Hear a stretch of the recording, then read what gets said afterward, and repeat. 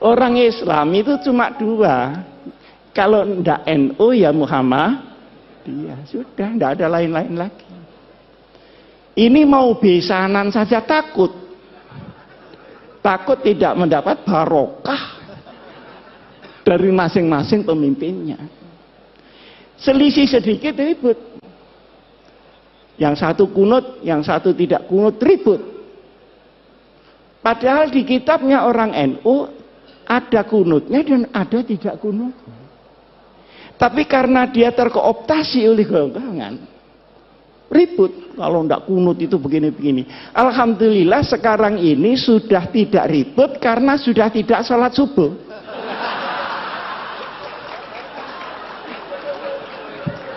Jadi problemnya sudah kelewat. Dulu Pak Den waktu saya masih habis dari Gontor pulang, beda hari raya itu berkelahi Pak. Takut ini puasanya dosa segala macam. Padahal yang selisih Muhammadiyah sama NU ini kan cuman tanggalnya, kan bukan hari rayanya. Bener apa enggak? Betul. Nah, kalau dibetulkan pengasuh sahih sudah. Yang beda itu tanggalnya. Kalau sholatnya ya itu Allahu Akbar sekian kali takbirnya ya sama. Loh kenapa tanggalnya kok enggak sama? Ngitungnya enggak sama. Kalau NU itu harus kelihatan tanggalnya dan itu perlu 2 derajat di atas ufuk. Muhammadiyah pokok sudah istimewa selesai lah. Ada apa mesti diinceng itu? Apa tamu dia? Lah yang nginceng ini ya tidak mau disalahkan. Karena Rasulullah Shallallahu Alaihi Wasallam itu nginceng. Sampai saya ketika itu Pak Din belum jadi ketua Muhammadiyah. Jadi ketika itu ketua Muhammadiyahnya Pak Syafi'i Ma'arif. Saya diundang oleh Pak Yusuf Kalla, marah-marah Pak Yusuf Kalla itu. Ini gimana NU sama Muhammadiyah? Masa enggak bisa jadi satu hari rayanya itu? Repot masyarakat kalau begini. Saya tanya, caranya bagaimana Pak? Ya kompromi lah. Caranya, dengan Pak Den ya, maaf, dengan Pak Den. Katanya Pak JK, bagaimana kalau Muhammadiyah turun 1 derajat? NU-nya naik 1 derajat. Oh, kalau begitu langsung cash and carry saja. Ini fikihnya pedagang itu di sini.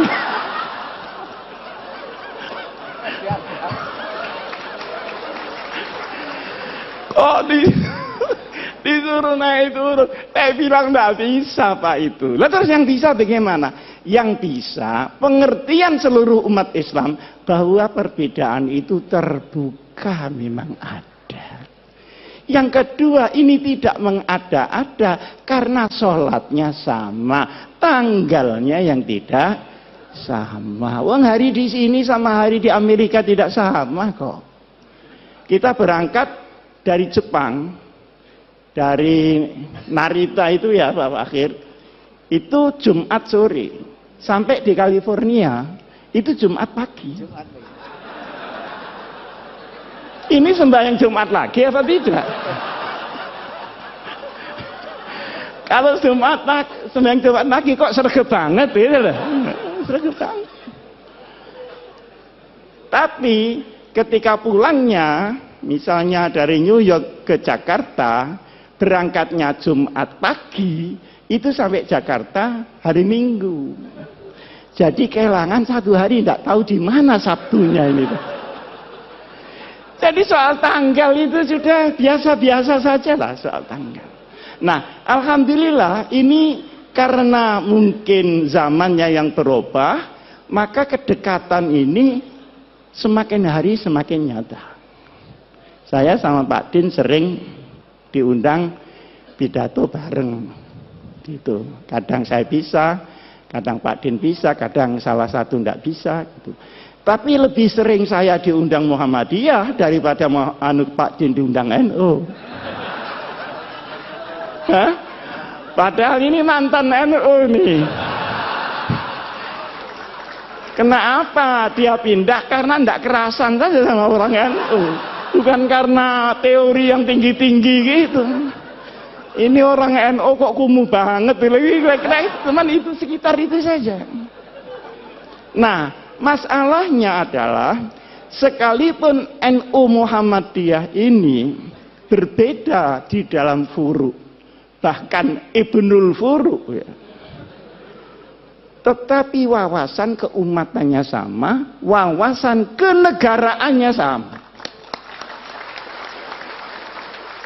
Karena Hadratus Syekh Kiai Hasyim Asy'ari ikut mendirikan republik. Kiai Ahmad Dahlan ikut mendirikan republik. Pahlawan nasional ada di dua belah pihak. Tahu jerih payahnya bagaimana membawa Islam di tengah kebinekaan yang luar biasa itu. Maka sabar. NU sama Muhammadiyah itu sabar. Cuman NU itu sama Muhammadiyah menurut saya itu sepasang sandal. Jadi kalau dipakai semua. Kalau tidak ya sekalian tidak semua. Jangan dipakai yang kanan, yang kiri tidak dipakai. Nah ini kira orang stres itu. Orang NU suruh bikin universitas rapi seperti Muhammadiyah. Sulit Pak. Tapi rahasia, jangan ngomong-ngomong orang. Tapi orang Muhammadiyah suruh ngurusi orang macul yang sehari-hari tidak ngerti apa-apa. Sehingga dia musyrik menjadi muslim. Enggak sabar juga Pak. Nah, bertemunya ini banyak yang tidak suka. Oleh karenanya, maka wawasan keagamaan, wawasan keumatan, wawasan kebangsaan dan kenegaraan tidak boleh dirobek oleh kepentingan apapun juga. Ini pertama. Sekarang yang kedua.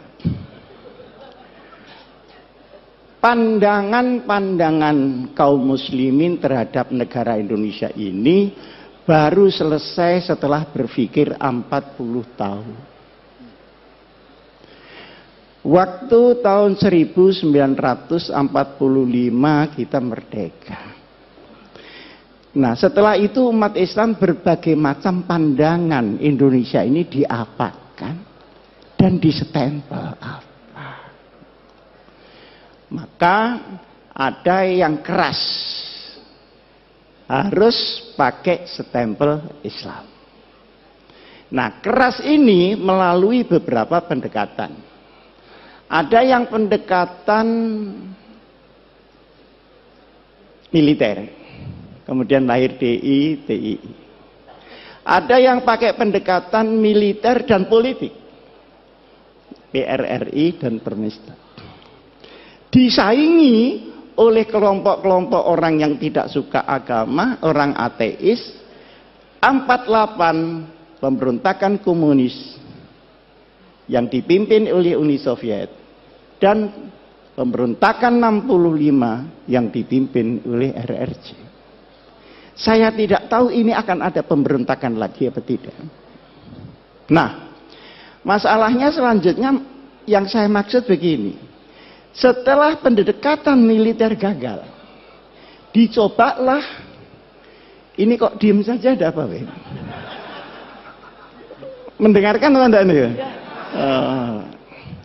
Setelah pendekatan militer gagal, dicoba melalui pendekatan konstitusional. Maka seluruh wakil-wakil umat Islam bergerak di konstituante. Bagaimana supaya negara ini ditetapkan berdasarkan apa? Bentuknya seperti apa? Ada yang minta Pancasila tetap, ada yang minta Islam, dan ada yang minta sosiodemokrasi. Ribet di situ tidak putus. Artinya dengan pendekatan politik pun juga mentok. Karena ini mentok dan tidak bisa berhasil, maka diambil alih oleh Bung Karno tahun 59 kembali ke Undang-Undang Dasar 45. Nah, setelah kembali ke Undang-Undang Dasar 45 ini, kemudian tahun 55 kemarin ada pemilu, tetapi kemudian tidak menghasilkan apa-apa, baru ada pemilu lagi tahun 71. Tahun 71 orang Islam semua jadi satu, Pak. Yang Pak Idham, yang Pak Muhammad Nasir, yang Pak Kasman Singotimojo, yang Pak Nurholis Majid, yang Gus Dur, semua bersatu membela satu partai bersama, namanya Partai Persatuan. Sampai dengan tahun 82 berhasil utuh, tapi setelah itu mulai retak-retak. Maka sekarang P3 yang dulu dimodali dengan darah dan air mata, per hari ini masih layamutu wala ya. Mudah-mudahan qad aflaha man tazakka. Nah, ini perjalanan. Dari sini ulama-ulama itu berpikir, ini kenapa ya? Di sini kok enggak pas. Ternyata kesimpulannya, Islam di Indonesia seperti tadi yang disampaikan oleh Pak Fakhir itu benar. Islam dalam peradaban belum tentu Islam dalam formalistik. Di sini masalah yang timbul. Nah, akhirnya ketika diformalkan menjadi banyak tentangan dari kelompok umat Islam sendiri. Disinilah maka kemudian dikaji sampai dengan tahun 1983.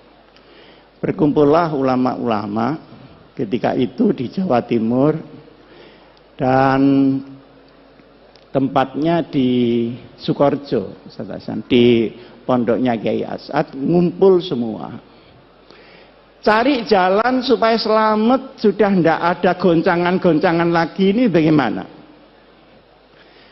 Akhirnya ditetapkanlah bahwa untuk urusan ideologi negara ditetapkan oleh mayoritas bangsa yang namanya Pancasila, kemudian akidah kita tetap Islam sesuai dengan keyakinan kepada Allah Subhanahu wa ta'ala. Ini baru selesai tahun 84. Pendekarnya ketika itu mungkin banyak orang tidak tahu. Pendekarnya adalah seorang ulama namanya Kiai Haji Ahmad Siddiq. Beliau putra dari Kiai Siddiq. Kiai Siddiq itu asal dari Lasem. Kemudian karena kalah berdebat nahwu, malu pindah ke Jember. Jadi dulu berdebat kalah itu malu. Nah sekarang sudah kalah berkali-kali, alhamdulillah tidak ada malunya sama sekali. Pergi ke Jember. Saya tahun 83, ini belum pernah saya ceritakan di sini. Tapi mumpung ini ada waktu dan saya juga sudah menjelang tua, ada perlunya saya sampaikan. Saya tanya beliau, Kiai, ini penempatan negara dengan ideologi sendiri. Dan Islam sebagai umat Islam ini politis apa ijtihadi? Jawabnya beliau, ini ijtihadi, bukan politis. Dan silahkan pakai untuk selamanya. Nah, karena saya tidak puas, saya tanya, dasarnya apa Kiai? Kemarin saya sudah menyampaikan ke Pak Hasan, kalau setelah saya di kantor itu memang ngaji pindah-pindah begitu. Sana 3 bulan, sana 3 bulan. Termasuk ngaji di Kiai Ahmad Siddiq. Dibukakanlah oleh Kiai Ahmad Siddiq Mitsaqul Madinah. Perjanjian Madinah. Iki sim bahasa Jawa. Iki si sadurunge kowe takon wocon dhisik iki. Mitsaqul Madinah. Pada tahun kedua dari hijrah Nabi besar Muhammad sallallahu alaihi wasallam. Nah, setelah saya baca, ya saya bisa lah baca, wong lulusan Gontor masa enggak bisa bahasa Arab. Bisa saya baca. Komentar saya, subhanallah, ini adalah piagam yang paling orisinil untuk demokrasi dan kemanusiaan. The original conception about humanity and democracy. Luar biasa ini. Ketika itu saya membaca, tidak saya apalkan karena memang bukan mahfudot. Tapi saya masih ingat poin-poinnya. Poin yang pertama, ukhuwah bainal muslimin. Oh, kenapa ya kok tidak ukhuwah Islamiyah ya? Ternyata kalau Islamiyah itu mesti ukhuwah Pak Fakir. Yang ruwet ini kan musliminnya. Khutbahnya wa'tasimu, keluar masjid watafar. Di dalam kita wiridan, di keluar kita ganti sandal baru, kan begitu. Jadi yang ruwet ini musliminnya. Di situ diterangkan untuk urusan-urusan yang furu'iyah sudahlah na'amaluna walakum na'malu. Untuk yang usul ini kalau ada perbedaan harus dibicarakan di antara para ulama. Jangan dibicarakan di antara di luar para ulama. Nah sekarang enggak. Ada anak Ansor sama pemuda Muhammadiyah ribut soal tahlil. Ini nyampe apa enggak ke yang mati? Kata Ansornya, nyampe. Loh buktinya, karena setiap kiriman enggak pernah kembali. Loh ini ngomong apa? Pak, ya pemuda Muhammadiyahnya ini kan enggak terima. Mana tanda buktinya? Nah kalau diserahkan bangsa begini ini Pak, innalillahi wa inna ilaihi raji'un. Nah kalau sudah sampai top dia merusak Islam, dia harus dinyatakan tegas dia berada di luar Islam. Luar biasa. Saya baru diberitahu oleh polisi. Dulu Pak Hasim, ada orang ngaku malaikat Jibril namanya Lia Eden. Bener ya? Ada orang yang mengaku Nabi Muhammad namanya Musa. Dua-duanya ditangkap. Dimasukkan di tahanan. Ditanya oleh polisi. Wahai malaikat Jibril, pernahkah ketemu Nabi Muhammad ini? Ternyata belum pernah ketemu dua orang.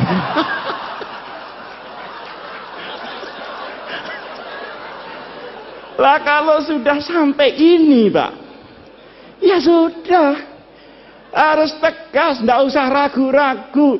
Saya juga menyampaikan sama Al-Mukarram, Bapak Menteri Agama, sudah jangan ragu, katakan itu bukan Islam. Kenapa ragu? Tapi ini jangan cuma ditepuk tangan itu. Maksud saya, yang lain-lain itu ikut mendorong lah. Supaya ada pride. Karena yang menghadang pun juga sangat banyak. Yang kedua, ukhuwah bainal adyan. Mana yang bisa dikerjasamakan dengan luar Islam, mana yang tidak. Itu jelas sekali. Sehingga rahmatan lil alamin memang melampaui rahmatan lil muslimin. Urusan yang tidak syariah sudah. Bikin got bareng, bangunan, tidak apa-apa. Tapi kalau urusan yang syarak, yang akidah, ya lakum dinukum, itu ada tuntunannya Pak. Dan itu disusun langsung Rasulullah Shallallahu Alaihi Wasallam. Nah sekarang ini kalau benci kelewat benci, tidak membedakan mana asyaduhum adawatan atau akrobahum mawaddatan. Zimmi dan harbi disamakan. Tapi kalau sudah kadung kepingin demokrasi, tahlilan di gereja, itu kurang tempat apa bagaimana? Seperti orang Kristen, tidak usahlah disuruh Jumatan. Nanti sandalnya hilang. Saya kan sering dicemooh sama orang Kristen. Gimana orang Islam itu? Uang ibadah kok sandalnya hilang? Ya mesti saja karena sandalnya tidak dipakai. Nah sampeyan sepatunya dipakai. Jadi yang hilang ya tidak sepatunya, tapi sepeda motornya yang di luar itu yang hilang. Jadi yang seperti disampaikan oleh Pak Din tadi sajalah al-hanifiyatus samkhah, itu pas sudah itu. Ini jangan diumek-umek lagi gitu maksud saya. Nah, kemudian yang menarik lagi, untuk qabilah-qabilah di luar hukum syariat dipersilahkan untuk menggunakan kebiasaannya masing-masing. Ini saya belajar usul fikih di sini juga begitu Pak Hasan. Mabadi awaliyah. Itu belum mabadi akhiriyah loh. Masih mabadi awaliyah, tetap kunci. Karena itu digawa diintil-intil tak garuk apa-apa kunci. Bab mabadi awaliyah. Di situ kan ada al-ahdah muhakkamah. Tapi yang muhakkamah yang bagaimana? Tentu yang tidak khilafis syar'i. Ma warada fi syar'i mutlaqan wala dhabita lahu wala fil lughah yurja'u ilal 'urf. Berarti ada status di dalam adat sepanjang dia menjadi al-urf yang tidak muta'arif. Ini kan sangat jelas. Nah sekarang ini semua diubah, yang lunak terlalu lunak, yang keras kekerasan. Semua yang lain dirinya dibilang kafir, masuk neraka. Neraka semua masuk neraka, surganya cuma dia aja. Lu kok tidak takut masuk surga sendirian? Yang arduhat samawatu wal gini-gini ini bagaimana? Nah, ada lagi yang kita merasa bahwa itu bukan Islam, seringkali ya, tetapi sesungguhnya itu pilar di dalam Islam, adalah kepastian hukum. Innallaha ya'murukum an tu'addul amanati ila ahliha. Tu'addul amanati ini untuk Pak Hidayat Nur Wahid, untuk politisi-politisi, supaya membawa amanat rakyat. Jangan 5 tahun sekali datang ke rakyat terus tidak tahu lagi, menunggu 5 tahun lagi. Ini yang tidak tepu, ini mesti pendaftar. Nah, kalau idza hakamtum, ingat bainan nas bukan bainal muslimin, antahkumu bil adl. Penegakan hukum ini harus sama rata sama rasa. Nah, sekarang di Indonesia kan tidak. Hukum naik susah, ke bawah kena. Pajak naik sulit, turun gampang. Akhirnya yang kena yang kecil-kecil. Jadi kepastian hukum. Jadi inti dari hukum adalah al-adalah. Inti daripada politik adalah al-amanah. Kalau dua ini hilang, maka hukum akan menjadi cerita. Dan politik akan menjadi akumulasi kekuatan saja. Luar biasa, Pak. Di bawah ada lagi al-musawah bainal iqtisad. Keadilan ekonomi. Ini tidak sama rata sama rasa, tapi sama-sama merasakan. Beda kan? Sama-sama merasakan. Kalau tadi biar anak saya Fatimah Sarakot lakotok tuh, ya dah. Kalau ini enggak. Masa tukang ban minta rezeki sama dengan pabrik ban? Kan enggak mungkin. Tapi semua kebagian, halalan, thayyiban, mubarakan. Orang sedikit bisa bahagia, dapat banyak bisa bahagia, dapat sedikit bisa menjadi pencuri, dapat banyak pun bisa menjadi rampok di mana-mana.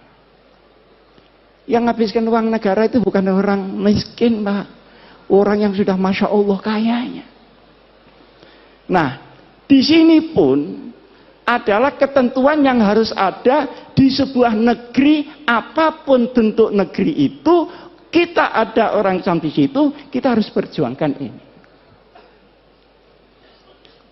Nah, kemudian ketika Madinah diserang orang-orang lain, maka seluruh agama yang ada, baik Yahudi, Nasrani maupun Sobiin, harus bersama-sama membela nasionalisme Madinah. Coba, Pak. Ini kan Masya Allah. Dan ini bikinan Nabi Muhammad loh, bukan bikinan Muhammad belakangan ini, Pak. Ini Nabi Muhammad. Kekurangan kita adalah di dalam pemahaman daripada Islam, implementasinya sudah punya fikih, sudah punya dakwah, tapi kita sering melupakan sirah nabawiyah di dalam memimpin umat Muhammad Rasulullah Sallallahu Alaihi Wasallam. Karena sirah nabawiyah itu juga strategi implementatif yang real dari Rasulullah. Kapan Rasulullah dakwah diam-diam, kapan terang-terangan, kapan mengungsi, kapan hijrah besar-besaran, kapan dia menunggu, dan kapan beliau membalas serangan. Semuanya ini harus kembali di dalam benak kita. Nah, sekarang ini para bapak yang saya muliakan, negeri yang tadi oleh para ulama diputuskan tahun 84 itu supaya diisi, jangan didekonstruksi. Kalau didekonstruksi, ruwet, habis waktu untuk mendekonstruksi, belum lagi mengisinya kembali. Lebih lagi langsung dengan melakukan jurusan al-amru bil ma'ruf wan nahyu 'anil munkar. Seperti ada LGBT itu kok saya dengar yang teriak-teriak kok cuman saya, yang lain-lain ini gimana kok enggak teriak-teriak. Itu kan embrio supaya laki-laki kawin dengan laki-laki, perempuan kawin dengan perempuan, kan gitu maunya Pak Fakir. Kalau perempuan kawin dengan perempuan, saya nggak tahu lah karena saya nggak pernah jadi perempuan. Tapi kalau laki-laki kawin dengan laki-laki, itu mau olahraga atau mau kawin? Digempur saja. Saya juga ditanya pada Pak Hidayat, ini gimana gempur dari segala penjuru yang udkhulu min abwabin mutafarriqah. Jadi jangan menghilangkan amar ma'ruf, nahi mungkar, sekalipun kita tidak melakukan dekonstruksi di dalam bentuk, tetapi kita harus selalu di dalam isi. Kadang-kadang kita menemui hadis Rasulullah Sallallahu Alaihi Wasallam, al hikmatu dholatul mu'min iltaqataha aynama wajadah. Perkara yang hak itu milik orang Islam. Kalau tidak ada di tempat kamu, ada di tetangga, berarti itu milik kamu yang di sana. Ambil kembali. Jangan tetangganya dimaki-maki karena tetangga. Kalau bapak-bapak pergi ke Jepang, pergi ke Taiwan, pergi ke Korea, Masya Allah, perlindungan konsumen, perlindungan jual beli, kualitas. Nah ini ada saksinya Pak Fakhir, dilindungi oleh undang-undang. Jadi kalau kita ke Taiwan, kehilangan koper di bandara, pasti kembali. Karena mengembalikan itu biaya negara, dan tidak mengembalikan adalah kriminal. Loh, bukankah sepotong ini juga Islam? Seperti di Jepang, itu kalau ada toko malsu kualitas, langsung ditutup Pak. Jadi wailun lil mutaffifin itu kok jalan di sana, ndak jalan di sini. Sementara kita ini kalau beli makanan keliru terus, Pak. Buah-buahan katanya manis tapi kecut. Saya beli di Jalan Surabaya, Pak Din, itu lampu. Lampu itu yang kuno itu harganya mahal. 2,5 juta. Kalau yang baru itu cuma 650. Saya bilang saya minta kuno, Pak. Oh iya Pak Ji, ini tinggal satu yang kuno. Setelah diberikan saya ternyata baru kan kelihatan baru cetakan itu. Loh Pak, ini baru Pak, bukan kuno. Aduh, sampean nih kok rewel. Sampean biarkan saja. Lama-lama kuno sendiri. Mati.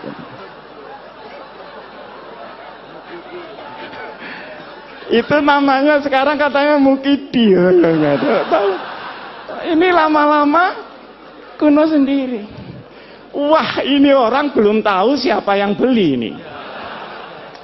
Akhirnya saya bayar 650. Loh, Pak Ji kurang ini. Ya kurangnya nanti kalau sudah kuno.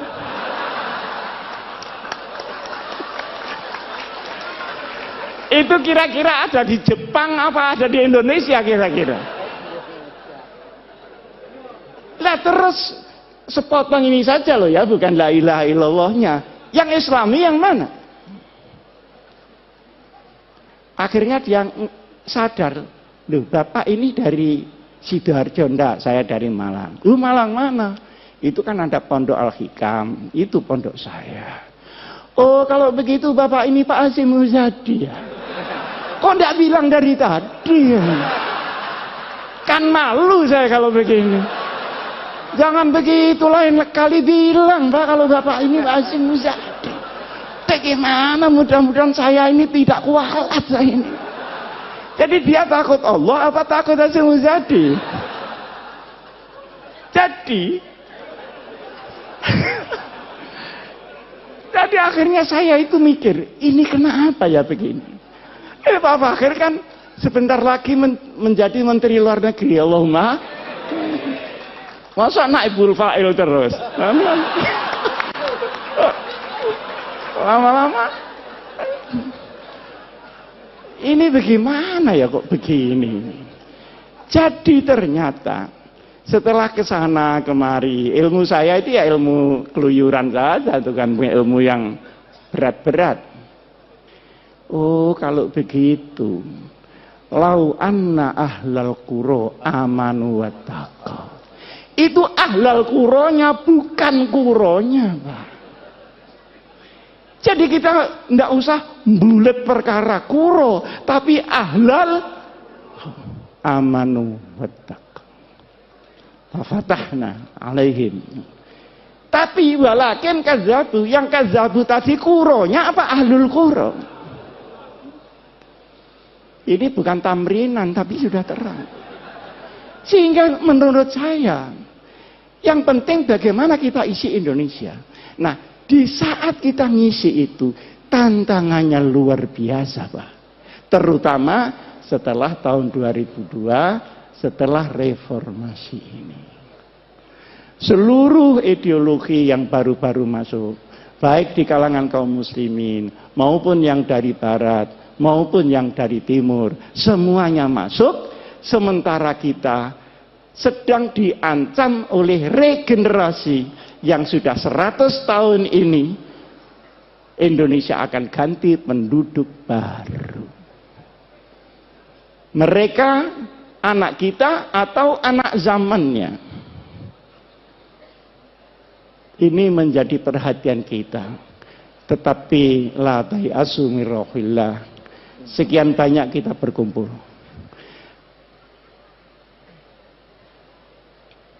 Hum ya'lamuna kama ta'lamun wa tarjuna minallahi ma la yarjun.